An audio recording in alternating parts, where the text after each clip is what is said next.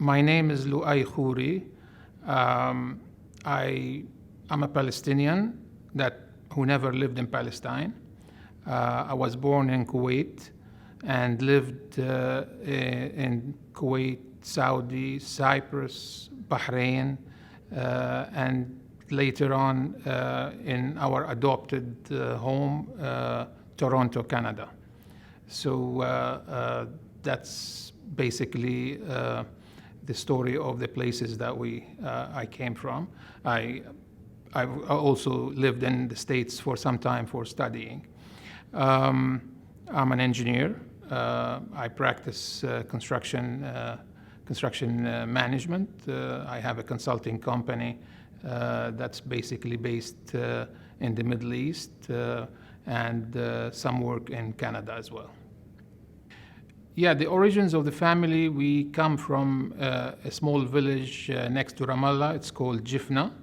Jifna is well known to be a small, peaceful place where it's popular for its mishmish. That's a well-known fruit of Jifna. We used to visit Jifna almost every summer. That's where the relationship of love to the place and to the extended family started with me. Jifna and Palestine was the subject of our discussions on every dinner table when we used to live in Kuwait. That's the place where my father and my mother kept talking about, and with, of course, passion and readiness to go back at any time. So they've instilled this love in us, me and my brothers, and we sort of wholeheartedly believed, and we still believe, that that is our home, and that's where we should go back to. My father studied at Birzeit. It was used to be called College of Birzeit, Kulliyat Birzeit. It's now the Birzeit University. He used to travel on foot from Jifna to Birzeit every day, back and forth, to study. He finished his schooling over there, and he taught he used to be a teacher in Ramallah for some time. And then in the early 50s, he left to Kuwait. That's where he worked for the 35 years after that.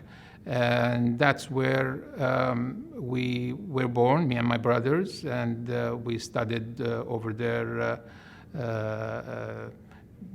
during up to 1990. After that, the family went back to Amman, Jordan. That's sort of in transient. My parents went back to Jifna, and they lived there as well. And we used to go back and forth. For me, we did not have any permit to stay or to live in Jifna or in Palestine, simply because we were born outside and we could not claim any belonging in terms of citizenship or identity. So it was a struggle. It was very difficult to visit there. Sometimes we were lucky to get a special permit just to go back. Luckily, after immigrating to Canada and getting the Canadian citizenship, now we can go back. Not with ease, but at least the Canadian citizenship would allow you to go as a visitor and visit Palestine, which is fine with us. And we started to go and visit there. I've started to do some business over there. I started to get engaged with several NGOs in Palestine, where I belong to few NGOs that work in Palestine, and I'm happy to to serve the country through these NGOs. My kids also, I introduced them to Palestine, and they started also going back and forth. My eldest daughter fell in love with the art scene in Palestine. She's currently in contact with several emerging Palestinian artists that she represents them, and she's trying to sell their work worldwide in through different means as well. One of the stories that I can tell is basically my father's insistence to own and to keep the land that he inherited from his father and from his grandfather in Palestine. Although at the time we had nothing to do in Palestine in terms of living there or in terms of business, but he kept telling us, that this land should stay in the family, should basically we should protect it. We should, and it's sort of a gift that you have to give it to your kids and grandkids, and that's put a lot of pressure on us that we have to treasure this gift and we have to protect it by any means. That's why we keep telling our kids, although they are now educated in Canada and they started working over there, but home, Canada is an adopted home, but home, the place where your ancestors come from, where you find warmth, where you can find people who think alike, and they share good times and bad times with you. That's something that you have to find for yourself.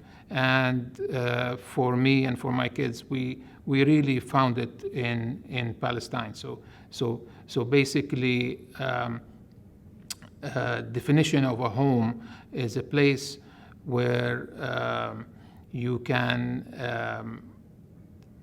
find warmth, happiness, but where you can go anytime and let you in. Unfortunately, they cannot let us in all the time, but we have to fight for it. And that's what we've learned from our parents and grandparents is don't give up. And the problem right now is everybody is looking for a solution, a temporary solution for the Palestinian cause, an immediate one. And for me, we should not think this way. We should think long term. We should think more strategically. The land is there. Our home is there. If we cannot claim it immediately, we can have our kids claim it. So it's a long-term struggle. It's a long-term cause that we should ensure that our kids, they understand this fully, and they fight for it through different means, through different times. But we always like to, think that we do have a just cause, and we do have the land belongs to us, and we should, one point in time, go back. You definitely cannot discount the challenges of life. Everybody is looking for their own welfare somehow, somewhere. But deep down in your heart, there's something that you always cherish and you always feel good about it.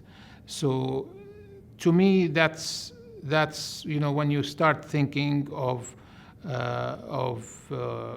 Ramallah or of Jifna or of Palestine in general, that's where you can smile and be happy, and that's where that's the time when you think that you will always have something to believe and to work. So yeah, one of the stories that about my daughter who studied in Canada, she studied fine arts, and one of her projects was to talk about the concept of home. And what she did is she took a photograph of me and another one of hers. She enlarged them, and then she started cutting the photo horizontally and vertically in stripes. And then she literally weaved the stripes together, creating one juxtaposed photo where you can look at it from different angles, and you can either see me or her depending on the angle of yours, where you see it from. This object basically was done to talk about her life story as a natural extension of mine. So she came up with this idea, and she came up with this. So she started interviewing me, and then through this dialogue and interview, I started going back to what I know about my father and my grandfather and the whole family and the extended family, and where we come from and where we are now. So the whole project was done in a way that she lived her life as I said, as an extension of mine, but at the same time, she was passionate about it. She loved every word, and she was presenting it to her teacher and to the group that she belongs to with pride. And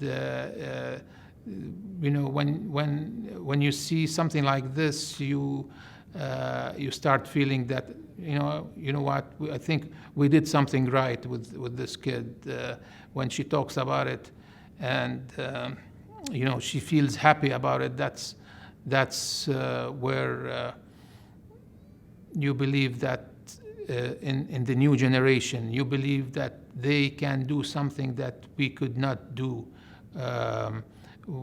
and eventually, as I said, there will be one home, and that's Palestine. To be frank, this is the first time I attend the Ramallah Convention. I've heard about it a lot, but my other family members, they've attended it several times, and I loved it. I mean, this is an ideal occasion where you can. I already met two cousins that I don't know of, so it's an ideal place to meet and network with your extended family and with friends who come from the same place. The events, the social events and the symposium, it's great. It's very enlightening in many ways.